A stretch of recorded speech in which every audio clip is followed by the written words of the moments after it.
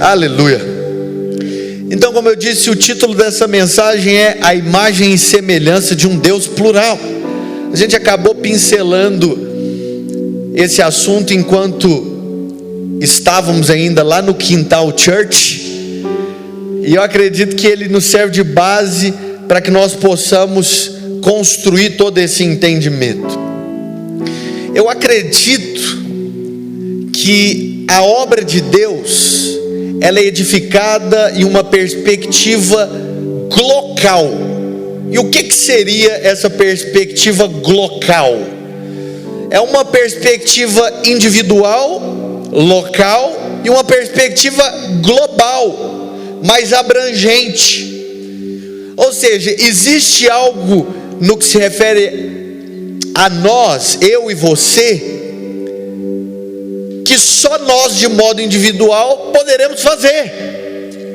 A palavra de Deus fala no Salmo 139 que Deus escreveu no seu livro e determinou cada um dos nossos dias. Na carta de Paulo aos Efésios ele fala: ele nos predestinou para a realização de obras antes que nós andássemos por elas. Então existem certas coisas que só nós de modo individual poderemos fazer, mas por sua vez existem certas coisas que só estando juntos nós poderemos fazer. A palavra de Deus fala em Gênesis 11:6, o povo é um e tem a mesma linguagem. Isso é apenas o começo, e nada e ninguém poderá resistir àquilo que aquilo que eles intentarem fazer. E é sob essa perspectiva global e mais abrangente que eu quero tratar. A vontade de Deus nada mais é do que ter um grupo de pessoas, ter uma família que é conforme a sua imagem e semelhança. E aqui eu quero contar um exemplo para vocês. Estava até comentando sobre isso com a Ana Paula ontem, minha cunhada.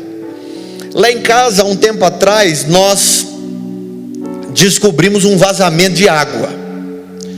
Só que nós descobrimos o vazamento não pela causa, mas pelo efeito. Nós descobrimos que estávamos desperdiçando água, porque em um certo dia eu saí com o carro e vi que estava jorrando muita água na calçada. Eu falei: isso aqui não é normal. Quando eu voltei, eu percebi que continuava jorrando água. E aí então eu falei: olha, eu preciso resolver isso aqui, porque senão a minha conta de água vai chegar em um valor exorbitantemente maior do que eu costumo pagar. E aí então o que eu fiz de imediato? Fechei um dos registros da casa, fechei o registro externo da casa. Só que quando eu fechei o registro externo da casa, da garagem e da parte do jardim, o vazamento não foi interrompido, ele continuou a acontecer. E aí então eu falei: isso aqui não é de um lugar específico, isso aqui não está vindo de uma variação, de uma ramificação da rede, mas está vindo do centro de distribuição geral. Então eu falei: eu vou fechar o registro geral. E quando eu fechei o registro geral da casa, o vazamento estancou. Só que naturalmente falando, não adiantava eu ficar com o registro geral da casa fechado. Eu preciso de água para fazer com que as coisas funcionem, para tomar banho, usar o banheiro, para lavar louça, lavar roupa e uma série de outras coisas. Talvez você não faz tudo isso que eu falei, mas glória a Deus, eu acho que isso que é o mínimo. Mas enfim, e aí o que eu tive que fazer? Eu falei: não dá para eu ficar usando de métodos paliativos, não dá para eu ficar dando jeitinho, eu preciso solucionar o problema. E aí então eu contactei uma pessoa que entendia do assunto,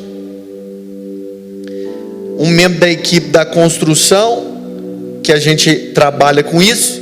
E aí então ele começou a investigar para ver de onde estava vazando. E aí conversa vai, conversa vem, pesquisa vai, pesquisa vem. Ele começou a quebrar o porcelanato da garagem, achando que era algo superficial. Ele não foi aquele cara que ficou caçando assim e o lugar estava bem distante do que ele estava procurando. Ele foi certeiro, a variação era de uma questão assim de 5 centímetros. Só que quando ele começou a quebrar, o que a gente foi percebendo? que existia uma camada bastante espessa de concreto até o cano. E diga-se de passagem, para encontrar o cano, ele teve que quebrar, sem exagero, mais ou menos entre uns 25 e 30 centímetros. E lá ele encontrou o cano quebrado. Era um quebradinho de nada. Mas ele teve que fazer uma cirurgia para resolver o problema. Graças a Deus resolveu o problema. Nós reparamos a área que foi danificada para se encontrar o problema. Mas qual que é o propósito de eu te contar isso? É que muitas vezes na nossa vida nós ficamos querendo dar jeitinhos, mas na verdade os jeitinhos não são suficientes. Por quê? Porque o buraco é mais fundo. Esses dias me fizeram uma pergunta, eu abri uma caixinha de perguntas no Instagram, e aí me perguntaram assim: o trabalho com pequenos grupos ainda é efetivo? Será que ele não teria caído em desuso? E aí então eu não respondi essa pergunta, mas fiquei pensando. Eu falei, eu acredito que a Bíblia nada mais é do que o fundamento do trabalho com pequenos grupos.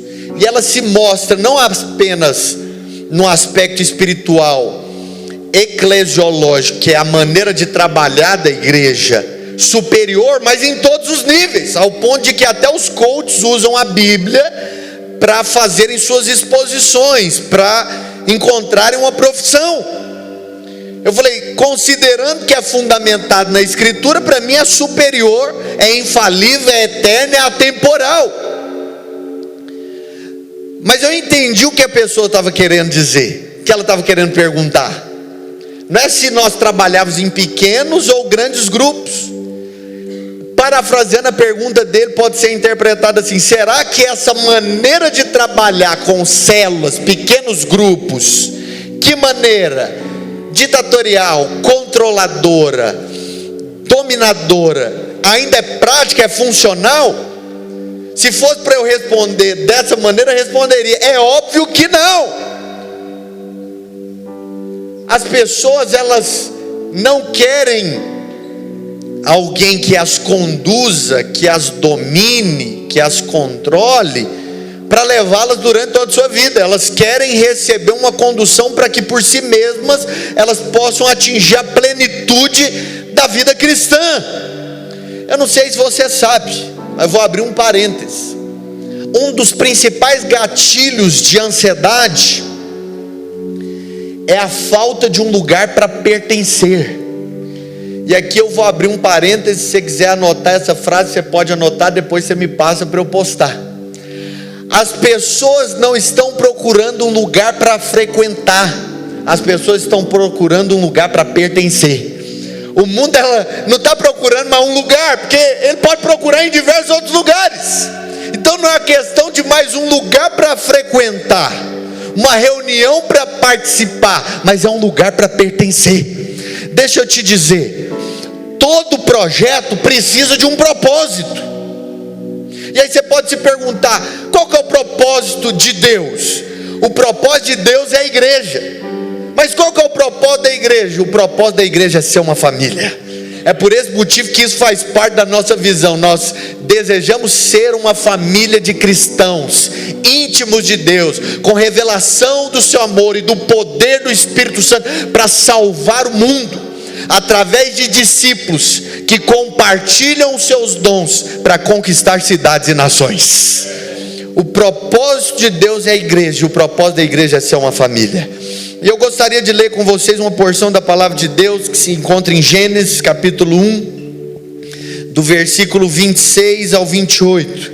Se for possível projetar, é um texto bastante conhecido, mas eu gostaria que fosse projetado para que nós nos atentássemos a alguns detalhes. E a Escritura diz assim: também disse Deus, façamos o homem. Essa versão que eu estou lendo é a versão revista e atualizada, mas na NTLH, que é a nova tradução da linguagem de hoje, a Escritura não diz façamos o homem, a Escritura diz assim: façamos a humanidade, façamos o ser humano. E eu prossigo aqui: a nossa imagem, conforme a nossa semelhança. Tenha ele domínio sobre os peixes do mar, sobre as aves do céu, sobre os animais domésticos, sobre toda a terra e sobre todos os répteis que rastejam pela terra. Criou Deus, pois, o homem à sua imagem, a imagem de Deus o criou, homem e mulher os criou. E Deus os abençoou e lhes disse: sede fecundos, multiplicai-vos, enchei a terra e sujeitai-a, dominai sobre os peixes do mar, sobre as aves dos céus e sobre todo animal que rasteja pela terra. Então aqui o primeiro ponto da minha mensagem é o seguinte: Deus criou o homem e a mulher, macho e fêmea, para que eles pudessem refleti-lo. Todo mundo aqui tem um espelho em casa, não é verdade? Quando você olha para um espelho, o que é que você espera que seja projetado lá? A sua imagem. Quem é que já assistiu aquele filme Sexta-feira Muito Louca? Só eu? Alguém levanta a mão, não fica cruzado não. O povo fica constrangido, né? Eu sou pregador da Nova Aliança, fica em paz. O que acontece naquele filme Sexta-feira Muito Louca? A alma da filha entra no corpo da mãe e vice-versa. E aí o que acontece? A filha vai para o espelho e espera que a imagem dela seja refletida. Só que, para surpresa dela, ao invés da imagem da filha refletir, é a imagem da mãe que reflete.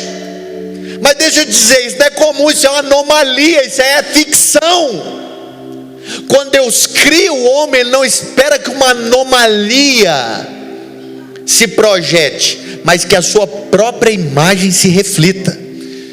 Agora deixa eu te dizer uma coisa bastante interessante. Volta no versículo 26 e deixa lá.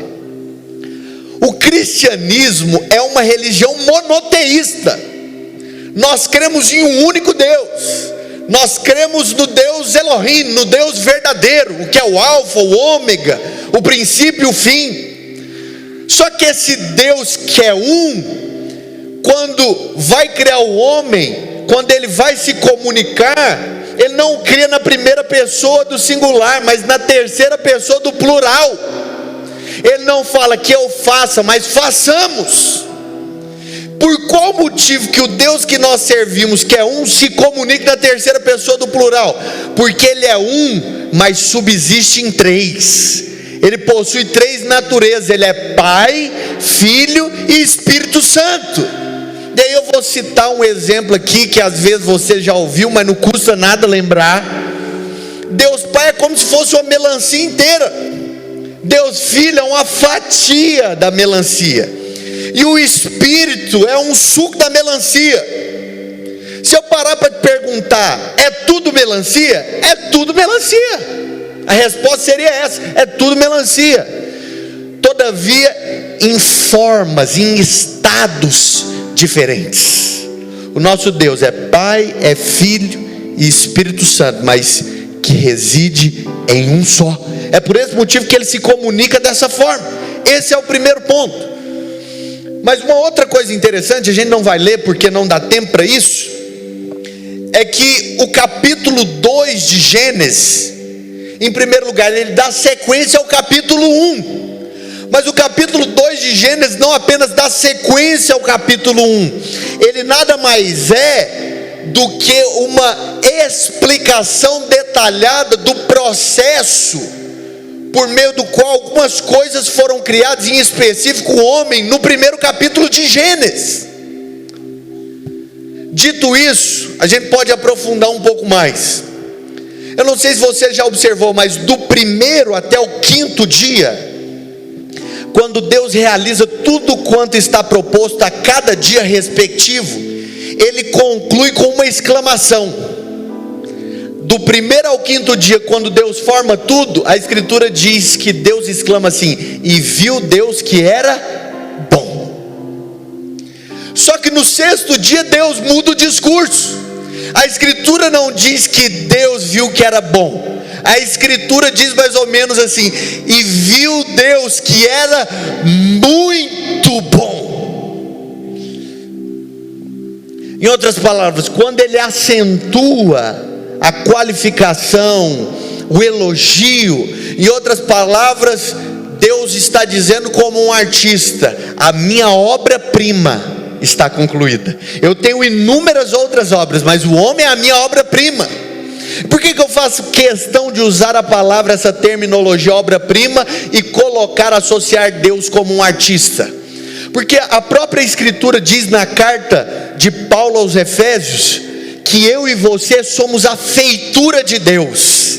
E a palavra feitura significa obra-prima. Nós somos a obra máxima, a obra magna. Nós somos aquilo pelo qual Deus sonhou. Só que o que acontece? Depois de Deus ter criado o homem e exclamado que era muito bom, Ele usa um advérbio de negação. Até o quinto dia Ele fala: é bom, o homem é muito bom. Mas depois de ter dito que era muito bom, Ele usou o advérbio de negação. O que Ele fala? Não é bom que o homem esteja só. Glória a Deus, aleluia. Os solteiros glorifiquem de pé. Não é bom que o homem esteja só. Far-lhe-ei uma varoa, que não é menor nem maior, que é a altura, que é do mesmo tamanho. Ver o homem sozinho dá calafrios em Deus. Por quê? Porque aquilo que foi projetado para ser a sua imagem e semelhança, até aquela ocasião, pasme, eu não estou falando nenhuma heresia, ainda não se manifestava como imagem e semelhança de Deus. Por quê? Porque o nosso Deus é 3 em 1. Mas o Deus que é 3 até então havia criado apenas um.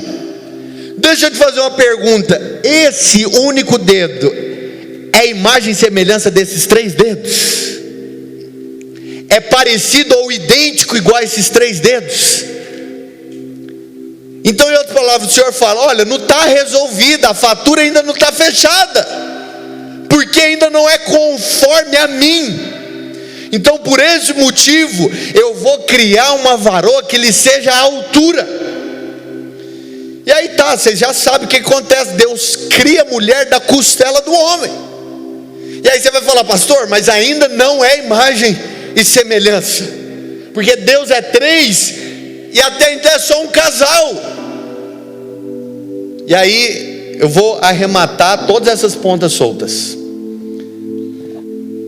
No versículo 28, perdão. Passa, Bruno, por favor. Deixa aí. O que é que Deus fala para esse casal, a humanidade? Eu não vou me aprofundar aqui, porque senão o tempo não vai ser suficiente. Ele fala: e Deus os abençoou e lhes disse: sede fecundos, multiplicai-vos, enchei a terra e sujeitai-a. Deixa eu te dizer, quando Deus cria o casal, em outras palavras, ao fazer essa declaração, Ele está estendendo a eles o mesmo poder criativo que Ele possuía. A Escritura no capítulo 2 vai dizer o seguinte: portanto, deixará o homem pai e mãe, e se unirá à sua mulher, e os dois se tornarão dois. Não, os dois se tornarão uma só carne. Quando 2 se tornam um, o poder de criar é estendido a eles. Naturalmente falando, nós enxergamos a aplicação disso. O Elton e a Ilma estão grávidos, no sentido figurado. O Elton não está, mas é porque ele é o pai. Eles estão à espera de um bebê. Quando essa graça é estendida e uma família é constituída, quando uma terceira figura aparece, já não existe mais distinção, anomalia ou diferença. Eles são imagem e semelhança. Deixa eu te dizer, o Senhor não quer apenas que nós sejamos frequentadores, participantes de reuniões evangélicas que acontecem. Ele deseja que nós sejamos conformes à sua imagem e semelhança. Não é questão de onde nós congregamos, é a qual família nós pertencemos, de qual povo nós fazemos parte. A Escritura diz que se 2 ou mais estiverem reunidos, ali Ele vai se fazer presente entre eles. A palavra de Deus fala que se 2 ou mais concordarem a respeito de qualquer coisa, Ele vai responder. Deixa eu te dizer, o Senhor deseja que essa igreja exploda. Ele só espera que eu e você, 2 ou mais, concordemos a respeito do que Ele vai fazer. É muito vazio nós estarmos reunindo aqui sem foco, sem propósito. É por esse motivo que nós precisamos ser um, porque conforme ele diz em João capítulo 17, na oração sacerdotal, se eu e você, se nós formos um, o mundo vai crer que por ele nós fomos enviados. Mas o segundo ponto da minha mensagem aqui é a seguinte: que uma família possui uma cultura, uma família possui práticas, não é verdade? Existem várias famílias reunidas aqui em um aspecto natural. Juntos nós constituímos uma família só, mas as práticas que o Paulo tem na casa dele são diferentes às vezes das práticas que eu tenho lá em casa. E assim varia de um para o outro. Deixa eu te dizer algo. Deus, Ele não quer governar a terra através de um sistema político. Ele quer governar a terra através de famílias. Fundamenta biblicamente. Deus chama um homem chamado Abraão e fala: Abraão, por meio de você e da sua descendência, ou seja, por meio da sua família, da sua estirpe, serão benditas todas as famílias da terra. Eu tenho certeza que Deus quer governar essa cidade através da igreja, mas para que isso aconteça, nós precisamos ser uma família. Não é apenas uma instituição, nós precisamos ser uma família. E a cultura da nossa família propõe o seguinte: que a nossa família dedica tempo na formação de pessoas. Eu me lembro que há um tempo atrás, na antiga comunidade de fé que nós congregávamos, a qual pertencíamos, constantemente nós ficávamos um final de semana inteiro fora participando de encontros evangelísticos. E não apenas para jovens, adultos, adolescentes, mas para crianças também. E isso fazia com que a minha esposa tivesse que se ausentar durante todo o final de semana. E aí o que eu fazia? Para não ficar sozinho, eu chamava os discípulos para ir lá para casa. E aí vocês sabem de uma coisa: infelizmente às vezes a gente acaba fazendo uma bagunça. E aí o que eu pensava? Minha esposa está lá ralando no final de semana inteiro. É desgastante, é cansativo, é um privilégio, é gratificante, mas naturalmente falando, o homem exterior está se desgastando, o interior se renovando dia após dia, mas o exterior está se desgastando. Falei, eu não posso permitir que minha esposa volte para casa e a casa esteja uma bagunça. E aí eu colocava todo mundo que estava comigo naquele balaio para ajudar a arrumar a casa. E aí um deles, ele falava assim: ó, eu não sei se você me chama para cá para desfrutar da minha companhia ou para me ajudar, para te ajudar a arrumar a casa. Eu falei, não dá para fazer os dois. Mas o que aparentemente naquela brincadeira poderia soar como se fosse o aproveitamento da mão de obra dele, não tinha em vista simplesmente chamá-lo para estar comigo. Perdão, não tinha em vista simplesmente chamar para me ajudar. Tinha em vista chamá-lo para que nós desfrutássemos da companhia um do outro. A gente está ali brincando, estamos rindo, estamos trabalhando, mas nós estamos investindo tempo um com o outro. A gente acha que o discipulado de Jesus acontecia de uma maneira sistemática, como às vezes nós compreendemos. Uma reunião, uma mesa e todo mundo com a pauta arrumadinha, bonitinha. Não! Jesus discipulava os apóstolos de maneira peripatética, enquanto eles estavam pelo caminho, enquanto eles se relacionavam, enquanto ele estava na casa da sogra de Pedro. Vocês não acham que enquanto Jesus passava no mar da Galileia, em volta, na beira, ele não jogava uma aguinha no pessoal? Não queria dar uma afogadinha e falar: já viu Jesus? Se relacionava. Mas o segundo ponto é que uma família também passa por dificuldades. Não existe família perfeita, só no Instagram ou nos filmes de Hollywood, mas não existe família perfeita. Não existe, entenda, igreja perfeita, porque o dia que ela for perfeita, faz o seguinte: não vai para lá, porque você vai estragar ela. Eu me lembro que em alguns momentos eu saía de certas reuniões chorando. Não era chorando como resultado do quebrantamento do espírito, não. Eu saía chorando de raiva, participando de algumas reuniões de discipulado, chorava de raiva. Eu falava, não é possível, mas às vezes de constrangimento, que vergonha até hoje. Eu me lembro que uma das pessoas que me apacentou, ela me amava muito. Isso eu falo de todo o coração, toda a verdade, pastor Júnior. E ele me tratava como um filho. E tinha horas que eu ficava meio grilado, porque eu não queria que ele tocasse certos pontos da minha vida. Mas ele, em outras palavras, dizia, eu vou arrancar todo o carrapicho daí. E eu saía indignado, eu chorava, eu me entristecia, eu ficava com raiva.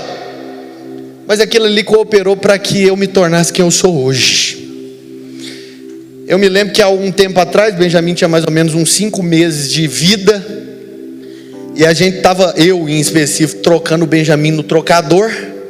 O que eu fui fazer? Eu fui me abaixar para pegar uma bermuda para colocar nele. Quando eu abaixei, a mão saiu do rumo dele.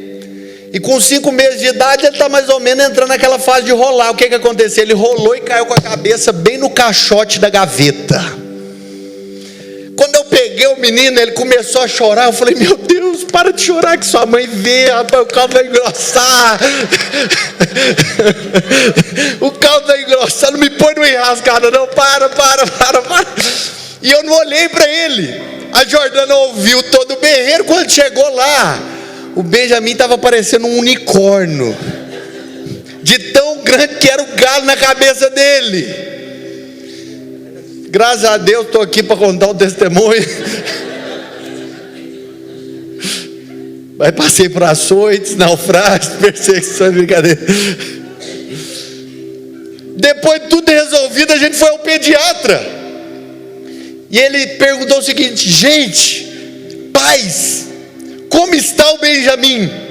E assim, sem pensar 2 vezes, eu falei, está sobrevivendo aos pais. Porque às vezes a gente quer acertar, mas erra.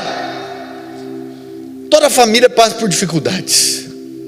Mas o que faz com que nós superemos isso daqui, as dificuldades, é entender que toda família possui alianças.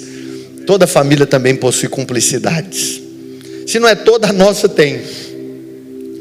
Aliança em qual sentido? Eu trabalho com construção civil, então volta e meia eu tenho que comprar e vender. É interessante que o Estado aceita, melhor dizendo, que eu compre sem a assinatura da minha esposa, mas eu não posso vender nada sem a assinatura dela. Nem o Estado aceita o eu venda, o Estado só aceita o vendamos. Eu não posso fazer nada sozinho. E Deus espera que nós sejamos um, que nós tenhamos lealdade, tenhamos uma aliança um com o outro, ao ponto de sermos vulneráveis. Eu não estou gostando, eu estou chateado, eu estou feliz, nós estamos juntos. E não tem nada a ver apenas com o que eu, ou o seu líder de GC, ou o líder do GA que você participa pode te entregar. É uma via de mão dupla. É um compromisso bilateral. E eu até uso a oportunidade para uma aplicação dentro de um matrimônio. Porque muitas vezes alguns homens se põem uma figura autoritária, impositiva, e acham que submissão é uma configuração de subserviência, de anulação da outra parte. E até para ilustrar isso, me vem à mente uma história que talvez você já tenha ouvido. Conta-se que o Obama foi comer em um restaurante com a Michelle, a sua esposa. Tem algumas pessoas que falam que foi no posto de gasolina, mas eu duvido que o carro presidencial ia parar no posto de gasolina para abastecer. Então eles estavam lá no restaurante, o ex-presidente dos Estados Unidos, o Barack Obama, e a sua esposa. E quando é fé, a Michelle vê o garçom e fala para o Obama, olha meu bem, você está vendo?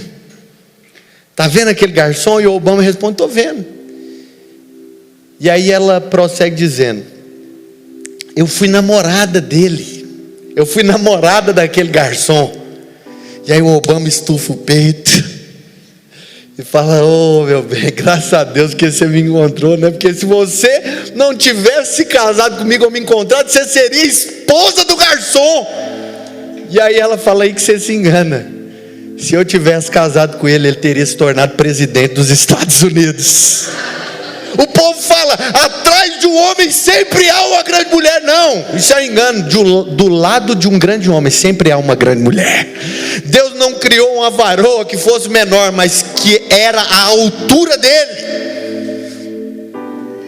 Mas uma família, a cultura da nossa família, investe na próxima geração.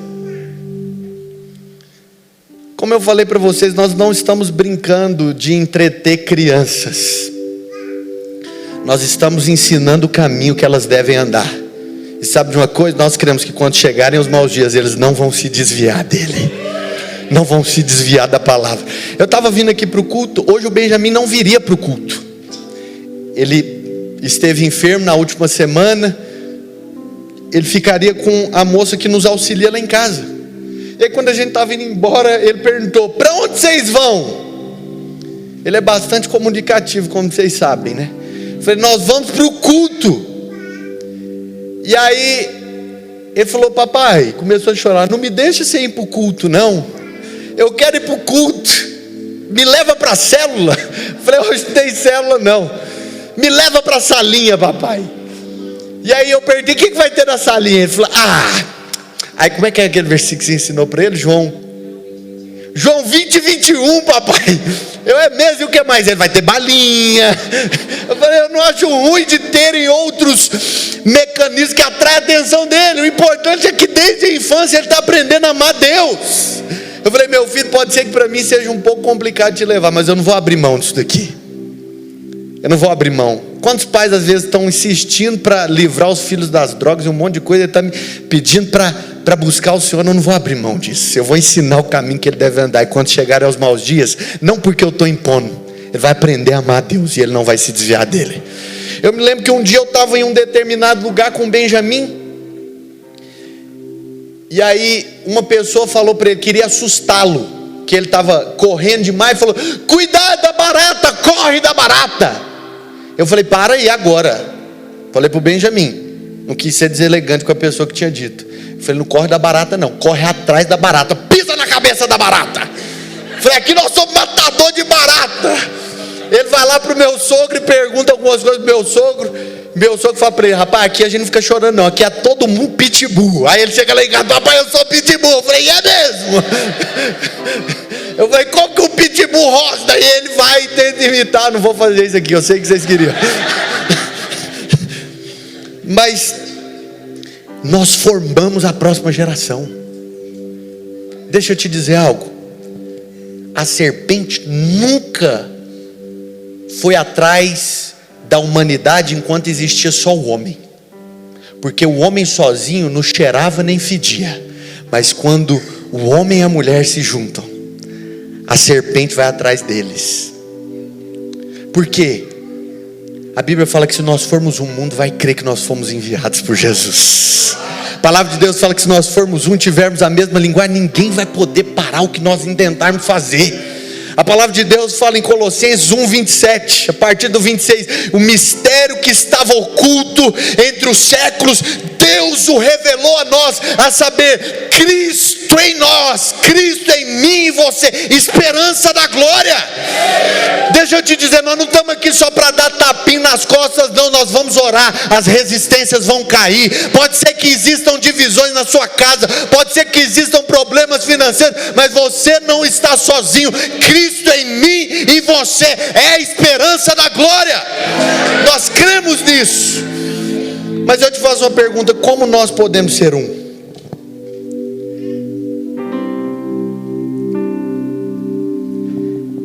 É interessante que antes, o pessoal da adoração pode vir.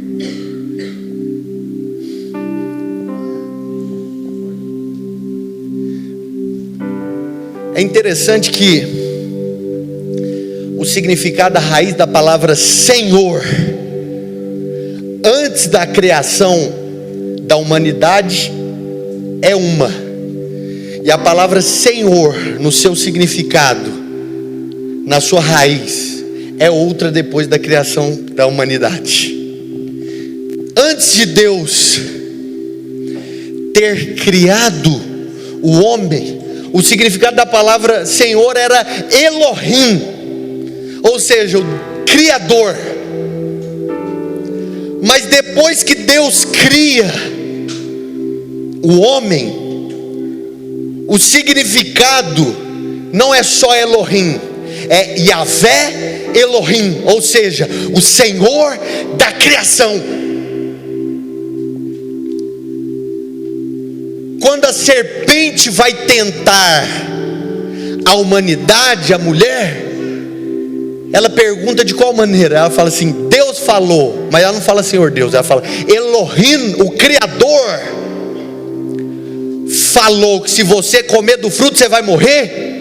E a mulher responde: o Elohim, não o Yahvé Elohim, o Criador, disse que se eu comer do fruto eu vou cair.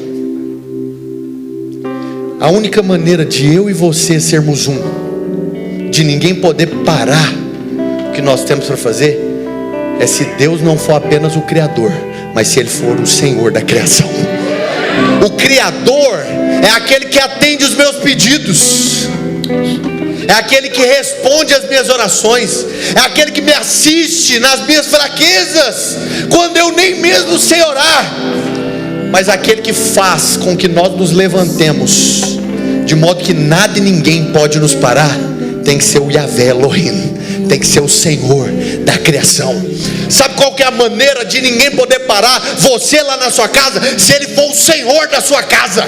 Sabe qual que é a maneira de ninguém te parar nas finanças? Se Ele for o Senhor das suas finanças. Sabe qual é a maneira de ninguém te parar na sua saúde? Se Ele for o Senhor da sua saúde. Deixa eu te dizer, quando aparece um problema lá em casa, a Jordana fala: meu bem, tem que arrumar. Mas antes de arrumar eu falo: Senhor, esse problema aqui não é meu, esse problema é seu, porque essa casa não é minha, essa casa é sua. Semana passada, vou contar para uma questão de testemunho, para que o nome de Deus seja glorificado. Era para Maitê ter sido internada. Ela foi atendida no pronto-socorro, a gente ficou o dia inteiro no pronto-socorro. E aí uma plantonista deu um diagnóstico que estava totalmente fora, e falou o seguinte: ela tem que ser internada. Eu saí do culto meio que às pressas e fui indignado, falando com a Ana Lídia, que é uma irmã nossa que está formando em medicina agora em maio. Falei: Ana Lídia, eu estou indignado, não só com a enfermidade, mas eles estão querendo internar minha filha, minha esposa vai ter que ficar num hospital com a minha filha. Que situação de impotência. Eu falei: o senhor está nessa circunstância, eu não sei onde, mas o senhor está aqui. Eu falei: Senhor, essa esposa não é minha, essa filha não é minha, tudo que eu tenho é seu. E aí a gente está lá. Aconteceu que quando eu saí do culto, passado um tempo apareceu um problema, não deu para dar sequência na internação, trocou o plantão lá do pronto-socorro. Quando entra o próximo plantonista, não era qualquer pessoa, era um professor da Ana Lídia. E ele falou: o que você está fazendo aqui e tal? Mas não era qualquer professor, era tipo um best friend. Aí ela explicou a situação e falou: espera aqui que eu vou dar sequência a esse caso mais grave aqui, e aí eu já atendo vocês. Ele foi reexaminar a Maitê e falou: não, olha, naturalmente falando, eu nem poderia descartar o diagnóstico do colega, porque ele é pneumologista, é um especialista na área na qual a Maitê foi diagnosticada. Falei: mas deixa eu reavaliar. Ele falou: ó, não tem natureza, caráter compulsório de internação, existe uma variável aqui. Ele falou: olha, se vocês estivessem aqui sozinhos eu não faria isso não, mas como a Ana Lídia está aqui com vocês, a Ana Lídia ainda falou: não, eu vou lá, vou dormir na casa deles, eu vou ajudar. Vocês só comprem os remédios e podem ir embora. Eu falei: isso aqui é para que o seu nome seja glorificado, isso aqui é para que todos entendam que o Senhor é Deus. Eu falei: essa casa não é minha. Deixa eu te dizer, se nós edificarmos a nossa casa, a nossa igreja, a sua família sobre areia, eu vou abrir um parênteses, os vendavais eles sempre vão aparecer. A vida com Deus não é isenção de problemas, mas é segurança em meia guerra. Se você edificar sobre areia, qualquer vento de adversidade, qualquer tempestade vai derrubar a sua casa. Mas se você edificá-la no Senhor, pode levantar adversidade, pode levantar enfermidade, pode se levantar problema financeiro, pode se levantar os céus, a terra e o inferno. Nada vai poder derrubar essa casa, porque ela está alicerçada no Senhor. Eu quero te convidar a se colocar de pé. Eu quero te convidar a fazer declarações de fé e dizer: Senhor, Tu és o meu Senhor. O Senhor não é apenas o meu Criador. O Senhor não é apenas o Deus que atende às minhas necessidades. Tu és o meu dono. Tu és o meu Senhor. Com as suas palavras, entregue o governo da sua vida a Jesus. Reconheça o senhorio dele.